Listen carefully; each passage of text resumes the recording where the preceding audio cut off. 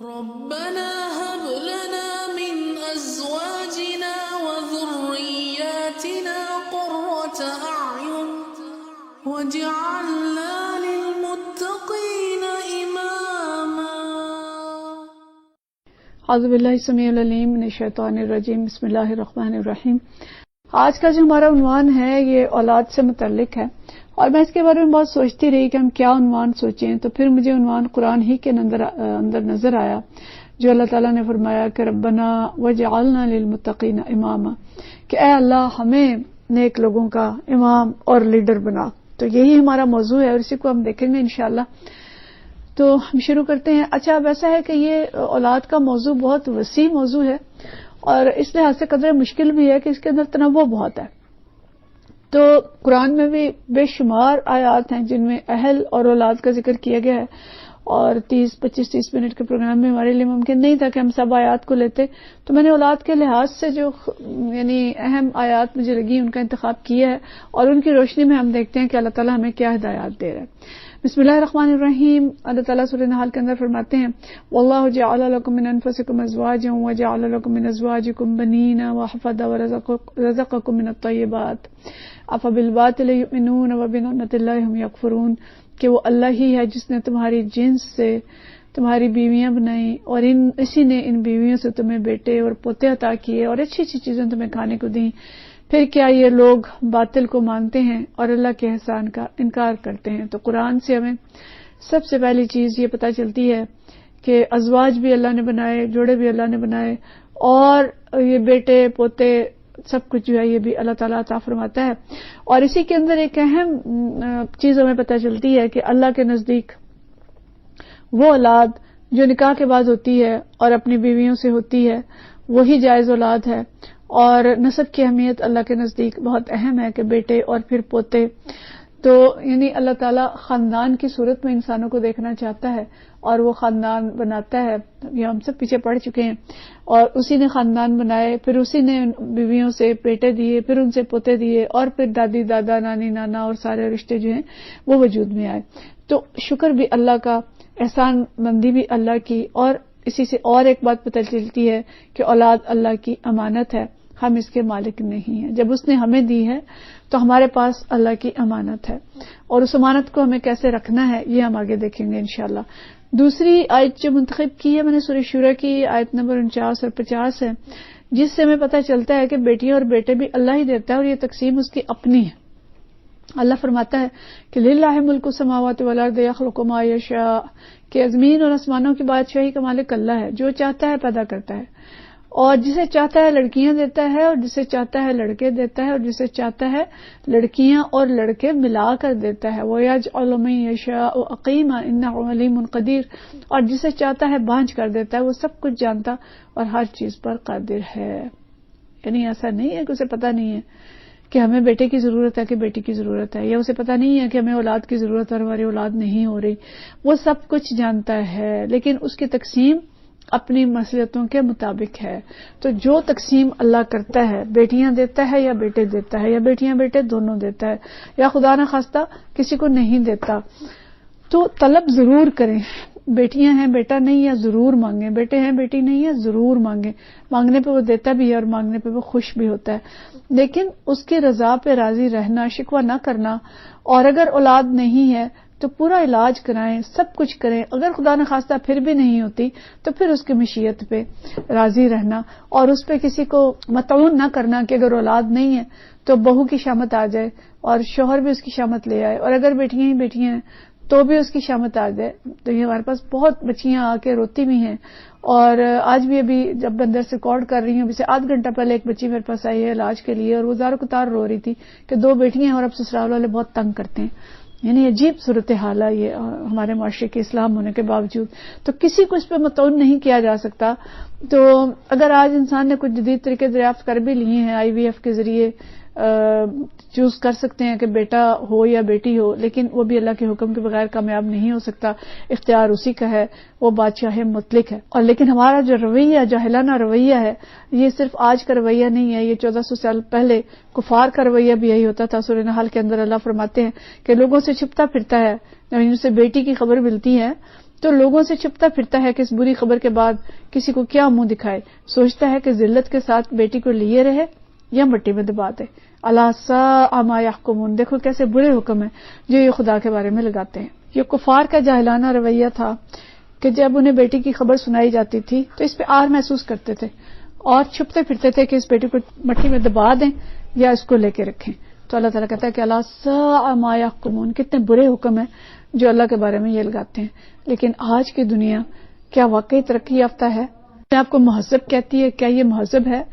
میں بھی کچھ پڑھ رہی تھی ایک ریسرچ کہ انڈیا، پاکستان اور جو ہمارا سب کانٹیننٹ ہے، چائنا سمیت، یہاں پہ جو قتل اولاد کی شرح ہے، اگر پتہ چل گیا کہ بیٹی ہے اور اس بیٹی کو ابارٹ کرانے کی شرح دنیا میں ہائیسٹ، انڈیا اور چائنا میں سب سے زیادہ ہے اور پاکستان میں ممالک کے اندر شامل ہے جہاں کے بیٹی کو قتل کیا جاتا ہے۔ اور اس کی جو ریشو پاکستان کے اندر آ رہی ہے، 1000 میں سے 29 ایبارشنز ہو رہی ہیں، کوئی بیٹی کے نام پہ بھی اور کوئی بیٹی کے علاوہ بھی۔ اور یہ نہیں، آپ دیکھیں کہ 2.9% شرح قتل ہے اولاد کی، اور اس میں سے زیادہ تر بیٹی ہیں۔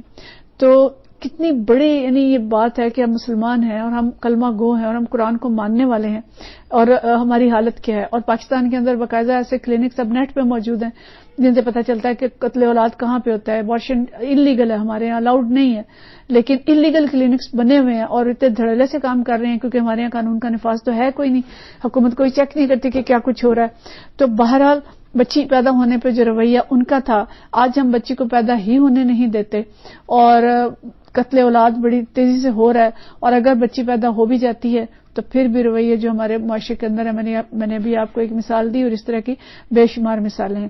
تو قتل اولاد کے بارے میں اللہ تعالیٰ کی بڑی سخت آیات ہیں۔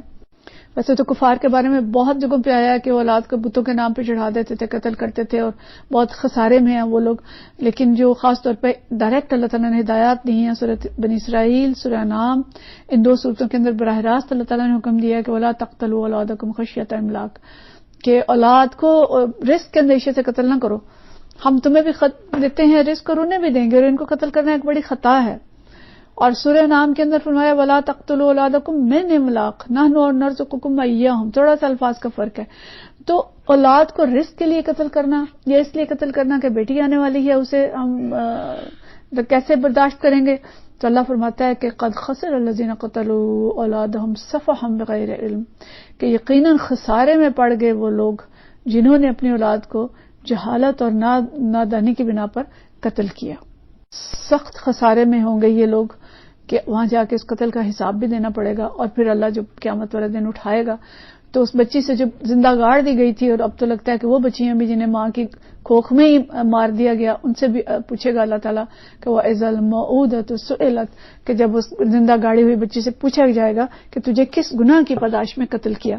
تو مسلمان ہیں تو مسلمانوں کو ان چیزوں کی ہوش ہونی چاہیے اور اس چیز کی فکر ہونی چاہیے کہ ہم مسلمان ہیں، ہم کافر نہیں ہیں، اور گویا انسانیت ہزاروں سال پیچھے چلی گئی ہے، قبل اسلام والی حالت ہے، جبکہ نبی کریم صلی اللہ علیہ وسلم اس وقت عورتوں سے جو بیعت لیتے تھے اس بیعت کے اندر یہ چیز دیگر چیزوں کے ساتھ شامل تھی کہ اپنی اولاد کو قتل نہ کریں گی، یعنی اس وقت بھی عورتیں ابارشن کرواتی تھیں، اور آج بھی اگر کروا رہی ہیں تو اسلام کی تعلیمات کہاں گئی، ان کا کیا فائدہ ہوا؟ مطلب ہم نے اسلام کو چھوڑ دیا، ہم نے اسلام کو سیکھا نہیں ہے، ہم 1400 سال پیچھے جا چکے ہیں، اگرچہ آج ہم اپنے آپ کو کتنا مہذب کہیں۔ تو بہرحال اولاد کو قتل نہ کریں، اور اگر اولاد نہیں ہے، اگر صرف مطلب کسی کے بیٹے بیٹیاں اور کسی کا کچھ بھی نہیں ہے، تو اللہ کی رحمت سے مایوس بھی نہ ہو۔ ابراہیم علیہ السلام کو اللہ تعالیٰ نے کس عمر میں، 100 سال کی عمر میں جا کے بشارت دی ہے، اور خود وہ حیران ہوئے تھے، انہوں نے کہا کہ اس بڑھاپے میں مجھے اولاد کی بشارت دیتے ہو؟ تو فرشتوں نے کہا تھا کہ ہم آپ کو برحق بشارت دے رہے ہیں، اور اللہ کی رحمت سے مایوس تو صرف گمراہ لوگ ہوا کرتے ہیں۔ قال ومن يقنط من رحمت ربه الا الضالون، سورہ ہجر کی آیت نمبر 54 اور 56 ہے، اور یہ مضمون قرآن پاک میں کئی جگہوں پہ آیا ہے۔ تو اس لیے اللہ کی رحمت سے مایوس نہ ہوں، اللہ تعالیٰ اولاد دیتا ہے اور اس کے پاس یعنی خود وقت مقرر ہے کہ وہ کب کسی کو دے گا اور کیا دے گا۔ اولاد کی تمنا اور اولاد کے لیے دعا انبیاء نے بھی کی ہے۔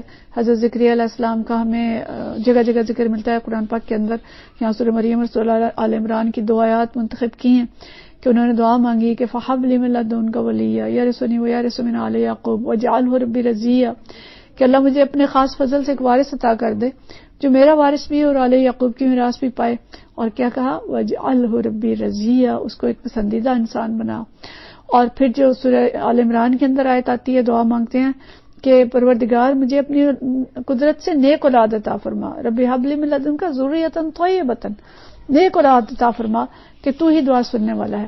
کہ انبیاء دعا تو مانگ رہے ہیں اولاد کے لیے، لیکن کیسی اولاد مانگ رہے ہیں کہ آل یعقوب کے وارث ہو. اور انبیاء کی وراثت علم ہے، انبیاء کی وراثت دین ہے. تو وہ وارث مانگ رہے ہیں دین کا اور اس علم کا جو ان کو اللہ تعالیٰ نے دیا تھا، اور مانگ رہے ہیں ذریۃ طیبۃ، نیک اولاد. تو مطلب یہ ہے کہ تمنا کریں اللہ سے، اولاد ضرور مانگیں، لیکن ساتھ اللہ سے یہ بھی مانگیں کہ اللہ نیک اور صالح اولاد عطا فرما.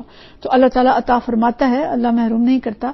ہم اللہ سے مانگ کے دیکھیں. اور پھر جو اولاد اللہ تعالیٰ نے دی، سورہ انبیاء کے اندر ہمیں پتہ چلتا ہے کہ ذکریا علیہ السلام کو اولاد عطا دی. اللہ نے کیا کہ فرمایا کہ فَاسْتَجَبْنَا لَهُ وَوَهَبْنَا لَهُ یحییٰ، تو ہم نے انہیں یحییٰ عطا کیا، اس کی بیوی کو درست کر دیا.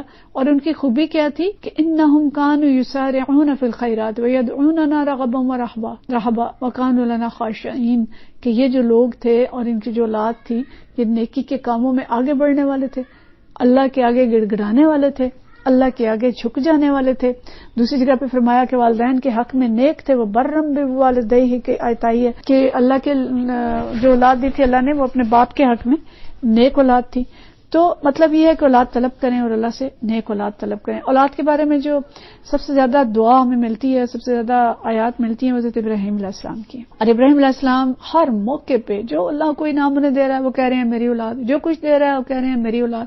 اپنی اولاد کو کسی قدم پہ نہیں بھولے، اور ہمارے لیے رول ماڈل ہیں اولاد کے بارے میں حضرت ابراہیم علیہ السلام. ہم نے عنوان لگایا کہ یا اللہ ہمیں متقین کا امام بنا.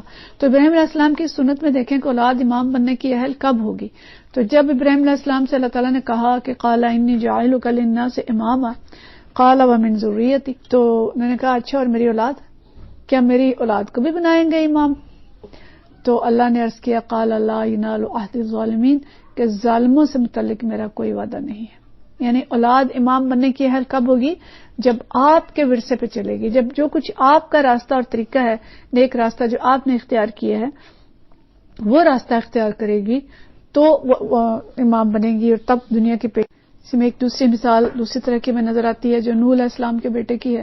سورہ ہود کے اندر آیات ہیں جو بڑی ہی دل کو تڑپانے والی آیات ہیں کہ جب سیلاب آ گیا اور بیٹا ان کا جو تھا نافرمان تھا وہ پہاڑ پہ چڑھ گیا. حضرت نوح علیہ السلام نے بار بار کہا کہ بیٹے آ جاؤ، آج کوئی چیز بچانے والی نہیں ہے. اس نے کہا نہیں، میں پہاڑ پہ چڑھ جاؤں گا اور میں بچ جاؤں گا.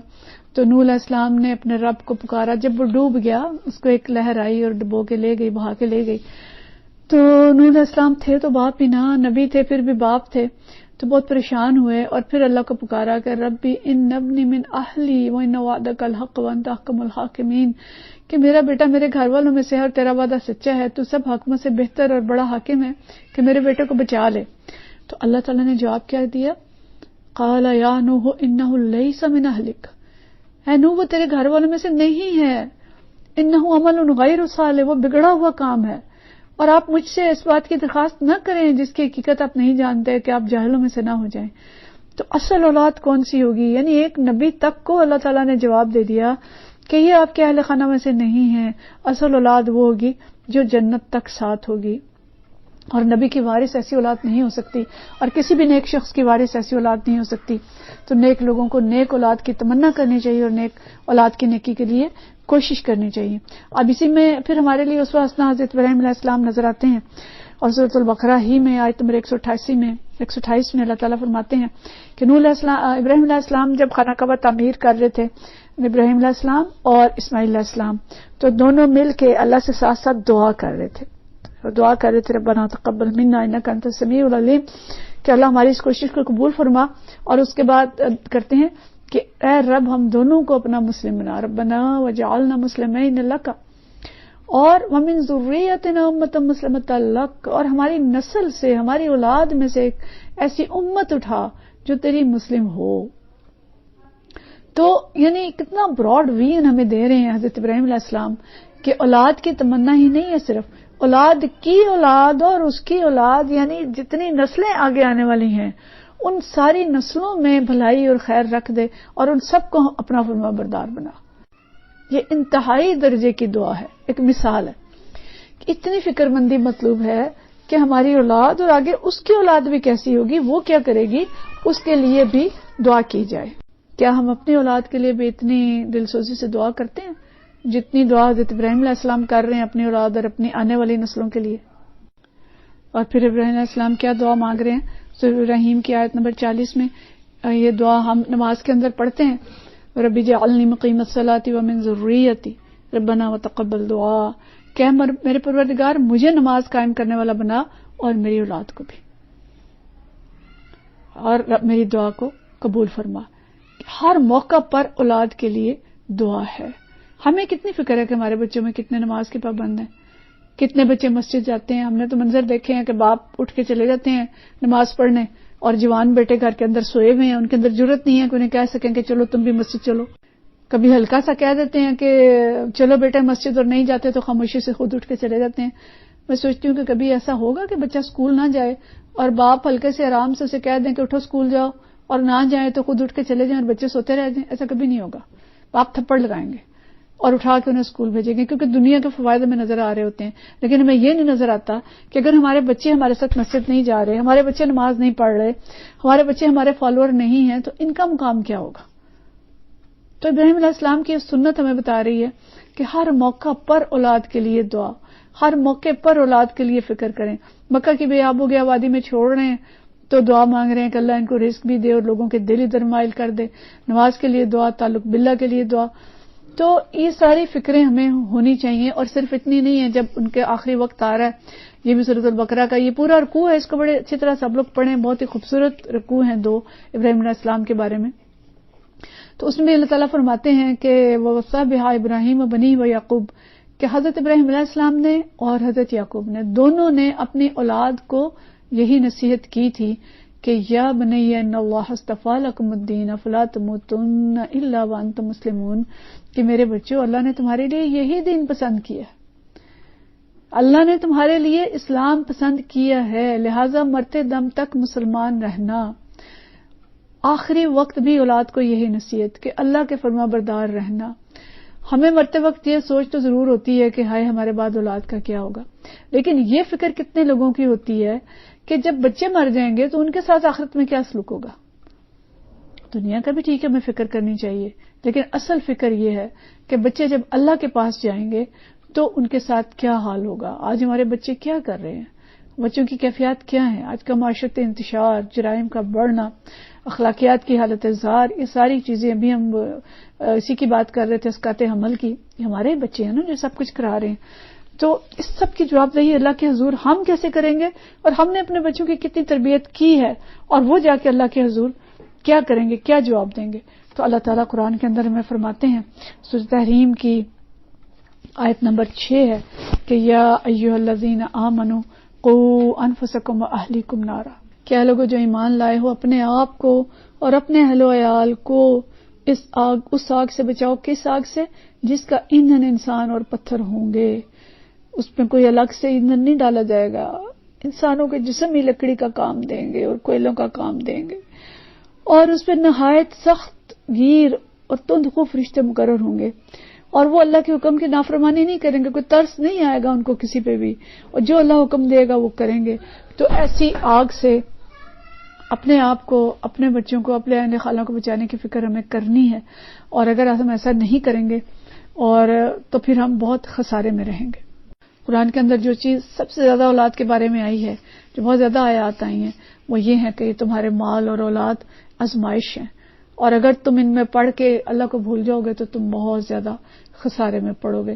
تو کچھ آیات آپ کے سامنے ہیں. سورہ انفال کی آیت نمبر 28 میں اللہ تعالیٰ فرماتے ہیں کہ وَاعْلَمُوا أَنَّمَا أَمْوَالُكُمْ وَأَوْلَادُكُمْ فِتْنَةٌ وَأَنَّ اللَّهَ عِندَهُ أَجْرٌ عَظِيمٌ، کہ تمہارے مال اور اولاد حقیقت میں آزمائش ہیں اور اللہ کے پاس دینے کے لیے بہت سارا اجر ہے.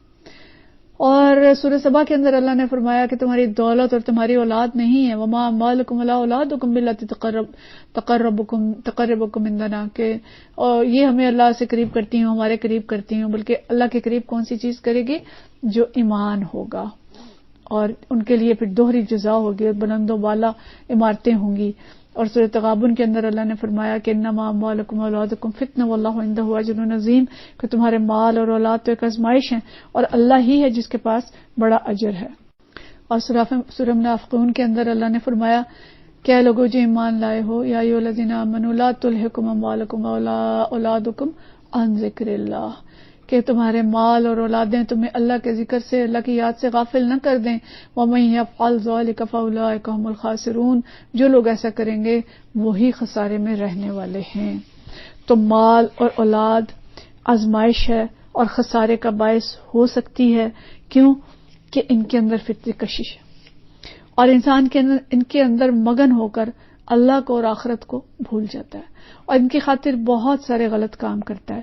حلال اور حرام کی فکر نہیں کرتا، ساری زندگی کھپا دیتا ہے اس اولاد کے پیچھے، باہر چلا جاتا ہے بیرون ملک جا کے اپنے خاندان سے دور اولاد کے لیے، اس کے کمانے کے لیے، اور اس قدر اس میں گم ہو جاتا ہے کہ اپنے ماں باپ کو بھول جاتا ہے، بہت ساری نیکیاں کرنی بھول جاتا ہے. تو یہ اس کے لیے خسارہ بن جاتا ہے. تو اولاد ہمارے لیے آزمائش بھی ہے اور اولاد ہمارے لیے دنیا اور آخرت کمانے کی ذریعہ بھی ہے. سورہ کہف میں جو اللہ تعالیٰ نے فرمایا کہ المال والبنون زینۃ الحیات الدنیا والباقیات الصالحات خیر عند ربک ثوابا وخیر عملا، کہ یہ مال اور اولاد محض دنیوی زندگی کی ایک ہنگامی آرائش ہے اور اصل میں تو باقی رہ جانے والی نیکیاں ہی تیرے رب کے نزدیک نتیجے کے لحاظ سے بہتر ہیں اور انہیں سے اچھی امیدیں وابستہ کی جا سکتی ہیں.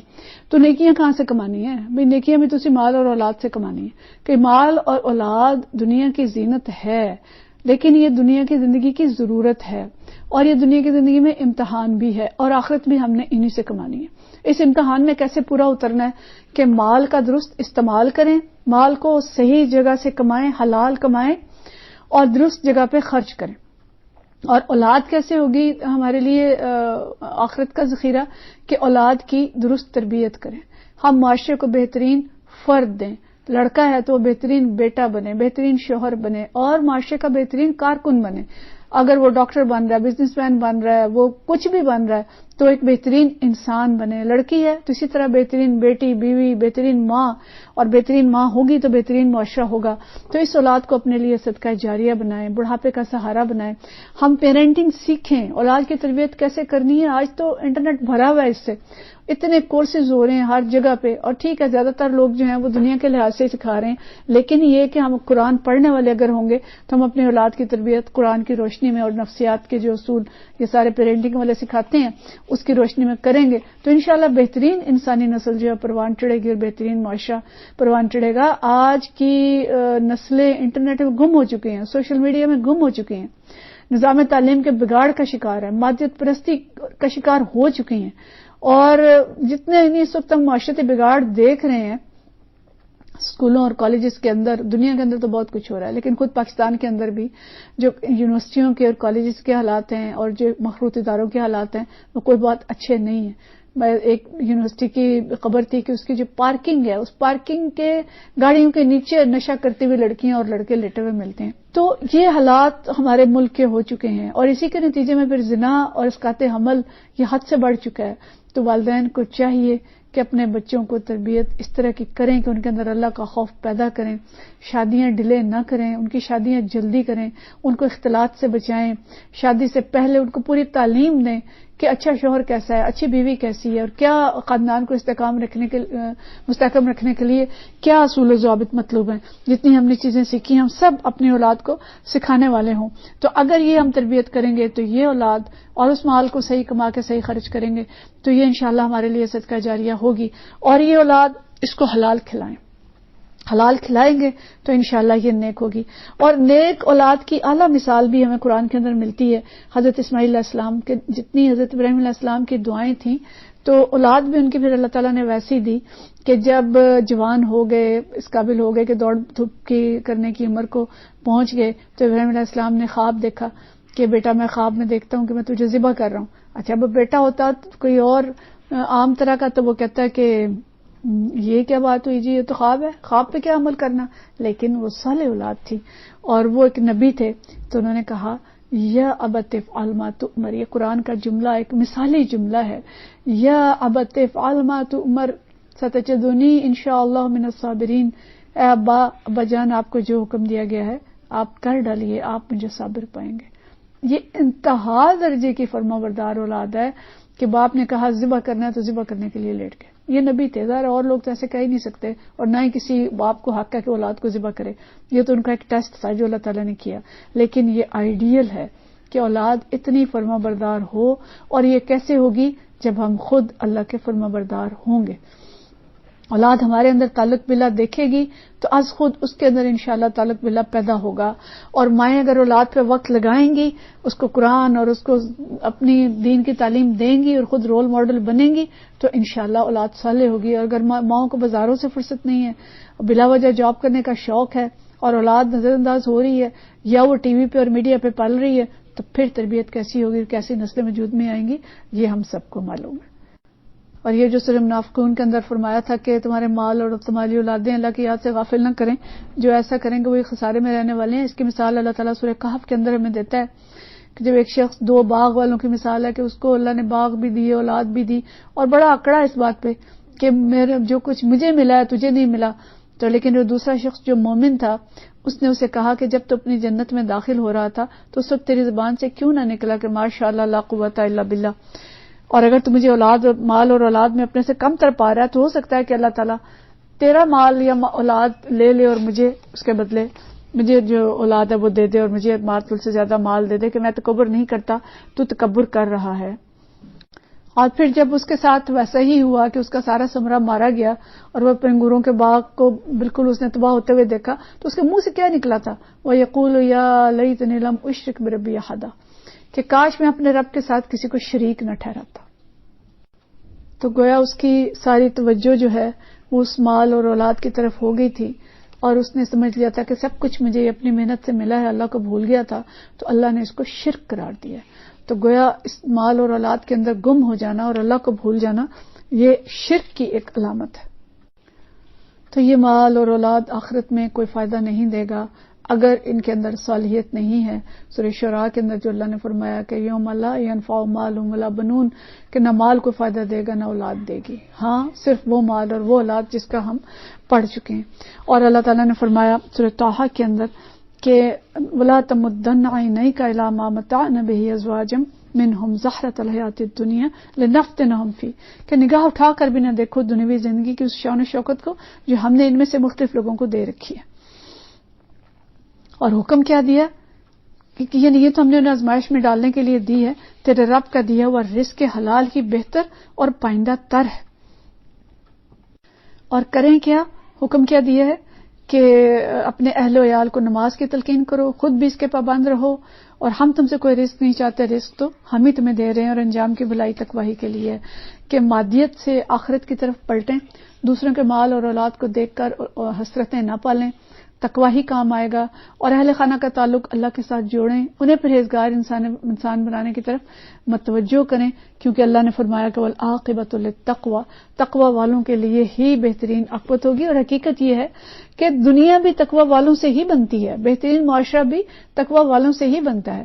ایک ڈاکٹر تقوی والا ہوگا تو کس طرح کا کلینک ہوگا، اس کا ہسپتال کیسا ہوگا، آپ کے سارے جج بالکل تقوی والے بن جائیں، سارے پولیس آفیسر تقوی والے بن جائیں، سارے حکمران تقوی والے آ جائیں، تو دنیا کے غم کیسے رہیں گے کوئی غم؟